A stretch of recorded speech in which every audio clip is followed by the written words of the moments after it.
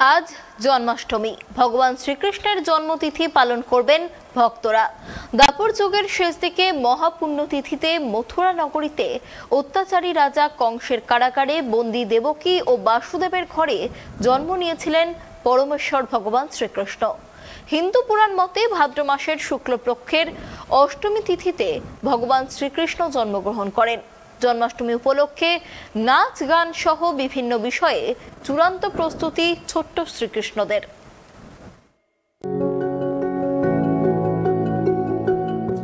सनातन धर्मावलम्बीদের मते जन्माष्टमी एकटी अत्यंत गुरुत्वपूर्ण उत्सव। सनातनी पंजिका मते सौर भाद्र मासेर कृष्णपक्षेर अष्टमी तिथिते रोहिणी नक्षत्रेर प्राधान्येर समय जन्माष्टमी पालित हय। এই उत्सवटी प्रत्येक बछर আগস্ট থেকে সেপ্টেম্বর মাসের মাঝামাঝি সময়ের মধ্যে অনুষ্ঠিত হয়।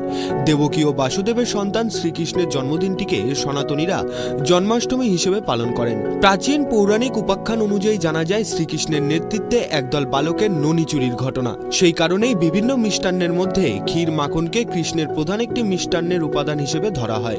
যদিও নানাবিধ মিষ্টান্ন জন্মাষ্টমীর দিন নিবেদন করার রেওয়াজ রয়েছে, তার সাথে দেওয়া হয় নানাবিধ ফল। যদিও এটা অনেকেরই জানা, বিভিন্ন প্রকার ফলের মধ্যে তালের বিশেষ গুরুত্ব রয়েছে, অর্থাৎ তালের বড়াকে জন্মাষ্টমীর প্রধান উপাদান হিসেবে চিহ্নিত করা হয়ে থাকে। যদিও একসময় তালপড়া শব্দ পেয়ে শ্রীকৃষ্ণের রাধারানীর ঘুম ভেঙে গিয়েছিল, আবার বৃন্দাবনে কোনো তাল গাছ ছিল না বলেই জানা গিয়েছে।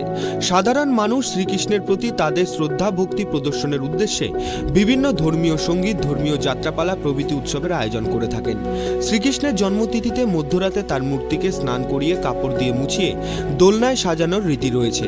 তাৎপর্যপূর্ণভাবে বিষ্ণুর অবতারগুলির মধ্যে কৃষ্ণ অবতার মানবজাতির কর্তব্য কর্মের ব্যাপারে প্রথম শিক্ষা দেন। ভারতের বিভিন্ন অঞ্চলে মহাসমারোহে জন্মাষ্টমী পালিত হয়। এছাড়াও উত্তর পূর্ব ভারতে গোপালের পুজো, মহারাষ্ট্র ও তামিলনাড়ুতে হান্ডি উৎসব পালিত হয়। তবে বাংলার রীতিনীতি অনেকটাই আলাদা। ধর্মপ্রাণ নদিয়ার শান্তিপুরে এই উপলক্ষে বিভিন্ন অনুষ্ঠান উৎসবের আকার নেয়। জন্মাষ্টমী উপলক্ষে শান্তিপুরের সোনারতরী ডান্স একাডেমির সদস্যরা প্রস্তুত হচ্ছেন এই সংক্রান্ত বিভিন্ন অনুষ্ঠানে যোগদানের উদ্দেশ্যে। চলছে তারই চূড়ান্ত প্রস্তুতি। নাচের স্কুলের শিক্ষিকা জানিয়েছেন, বসন্ত উৎসব, ঝুলন জন্মাষ্টমী সহ এ ধরনের বিভিন্ন অনুষ্ঠানে তাদের সদস্যরা শ্রীকৃষ্ণ সংক্রান্ত নাচ গান গীতিনাট্য করে থাকেন।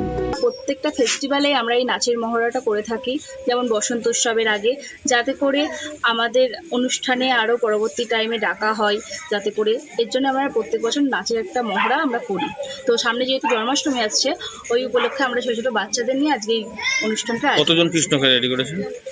আজকে মোটামুটি 5-6 জন কৃষ্ণ রেডি ছিল। বিভিন্ন রকম যে মন্দির বা সংস্থার পক্ষ থেকে যখন অনুষ্ঠান করা হয় এই ধরনের, তখন ডাক পান?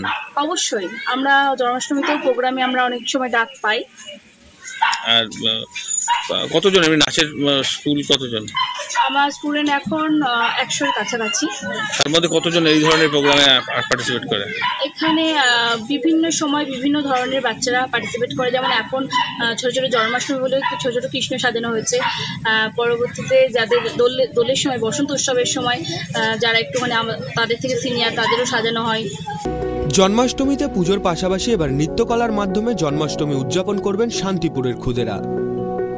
নদিয়া থেকে মলয়দের রিপোর্ট, ট্রাইব টিভি।